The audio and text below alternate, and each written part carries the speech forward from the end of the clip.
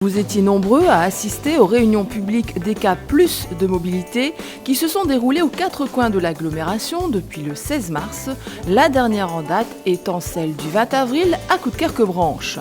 Plus de voyageurs, un réseau équilibré, un service optimisé sont quelques-unes des grandes ambitions du projet des cas plus de mobilité. L'objectif majeur de la communauté urbaine de Dunkerque étant de doubler la fréquentation des transports collectifs d'ici 2020. Là où il va y avoir deux pôles, des stations de correspondance de tout ce qui vient de la partie ouest avec Hôpitou. Les habitants participants de toutes les communes de l'agglomération ont donc pu s'informer lors de ces réunions sur les grands axes du projet. Plus important encore, ils ont pu témoigner de leurs difficultés à se déplacer, de leurs inquiétudes éventuelles sur la mise en œuvre du projet et de leurs besoins en termes de transport public. Vous dites que ça ne fait les dépenses...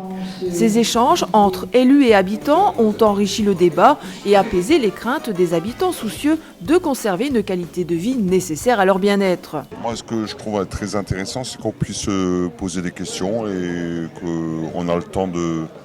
on a le temps de nous répondre. Enfin, je trouve que c'est très démocratique, donc c'est bien, quoi. Les meilleures idées sont généralement issues d'un groupe. Donc, là, par exemple, on a pu voir des difficultés de circulation sur la route. C'est évident, mais au moins les gens se sont manifestés avec leur cœur.